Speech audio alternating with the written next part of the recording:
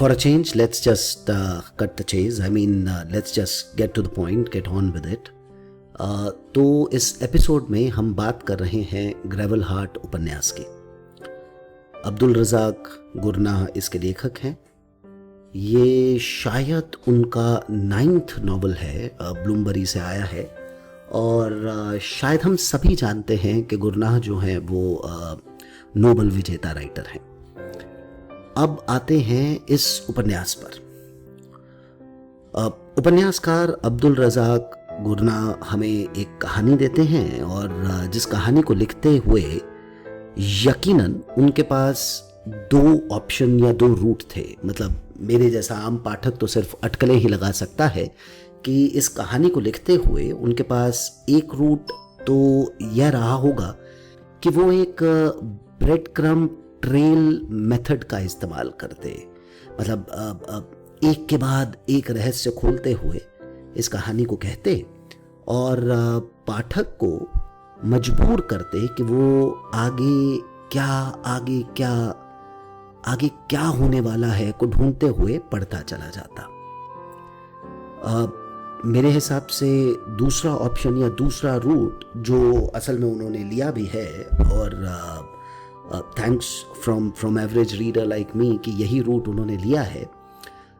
इस दूसरे रूट में वो पूरी कहानी में बात करते रहे सिर्फ इस बारे में, I mean like about the cost of secrets that are based on imbalances of power, imbalances of class, of gender, and I think most importantly imbalances of love. उपन्यास का जो पहला सेंटेंस है वो ऐसे शुरू होता है कि My father did not want me, और यहां से पूरे पार्ट 1 के खत्म होने तक यही लगता रहता है कि ये नॉवल, ये उपन्यास seems nothing more than a domestic falling out. Salim 7 साल का है, 1970 के ज़ांज़िबार में रहता है। उसके पिता अचानक एक दिन घर छोड़कर चले जाते हैं।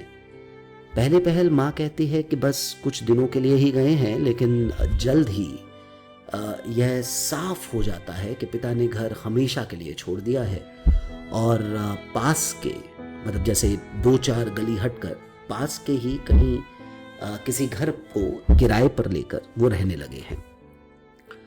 सलीम की माँ हर रोज उन्हें खाने का डब्बा देने जाती है। फिर सलीम को यह ड्यूटी मिल जाती है और माँ बाप में से कोई भी कभी भी जो उनके बीच में डिस्कॉर्ड है और उसका क्या कारण है इसके बारे में कभी कोई बात नहीं करता। थोड़ा सा क्विकली फास्ट फॉरवर्ड करते हैं तो नॉवल जो है वो डिवाइडेड है 3 पार्ट्स में। पहला पार्ट सलीम की ज़ांज़िबार में शुरुआती जीवन के बीतने से शुरू होता है, परिवार का टूटना और eventually certain truths about his mother's life become distressingly clear to him. But I think he manages only a half conversation about it with her mother, and he becomes increasingly isolated within his own anger and I think confusion as well.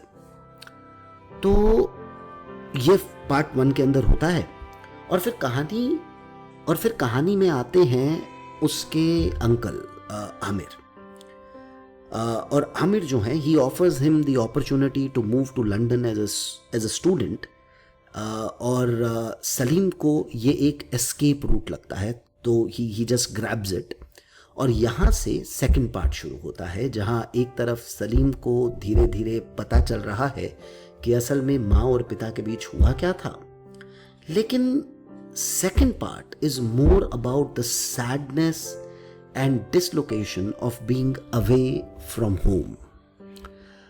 Salim doesn't know how to belong in the strange place in which he has found himself, and he feels increasingly cut off from the world that he has left behind. अच्छा, ये subject या ये emotion Gurnah के लिए शायद नया नहीं है। आई मीन स्पेशली प्रोटैगनिस्ट का इंक्रीजिंगली कट ऑफ फील करना या स्ट्रेंज फील करना in a different place where he is an immigrant, ये इमोशन गुरनाह के लिए नया नहीं है।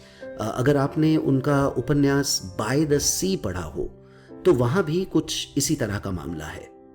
बाय द सी उपन्यास में एक निर्वासित असाइलम सीकर की कहानी कहते हुए गुरनाह बात करते हैं about facing all the difficulties that such a position brings.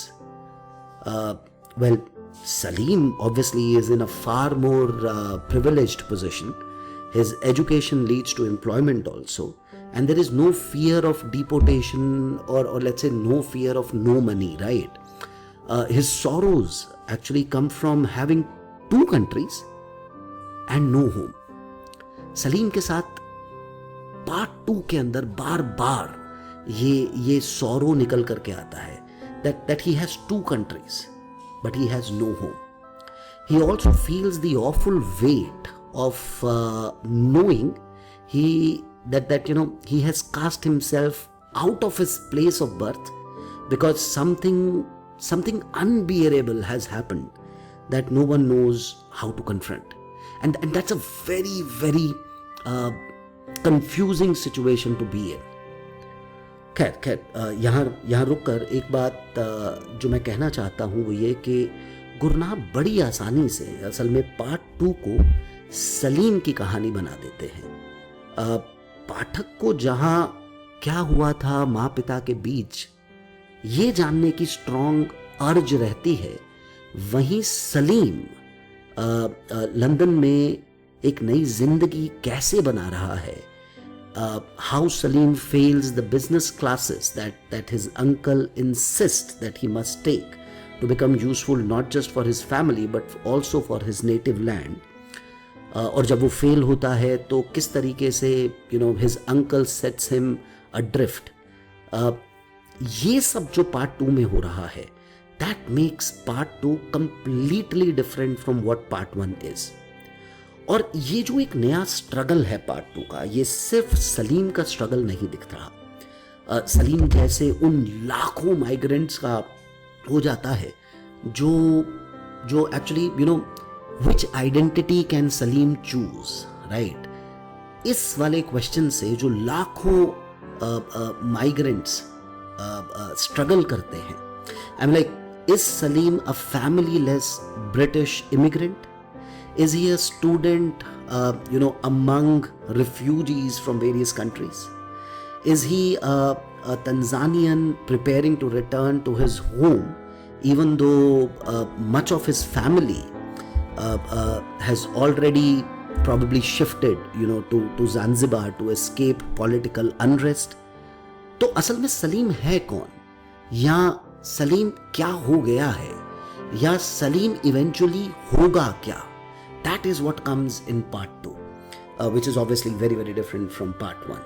खैर, इसके बाद पार्ट 3 है जहाँ सलीम रिकनेक्ट होता है अपने फादर के साथ, और यहाँ उसके फादर जो है tells him the secret family story, also talks about politics of post-colonial nation that Zanzibar and Tanzania was in the 70s.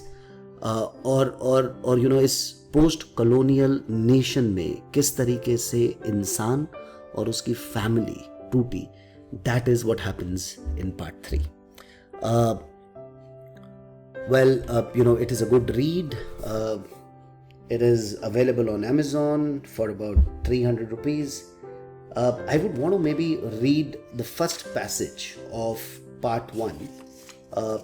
Maybe it'll create a bit of urge for you to pick up this book. So it goes like this.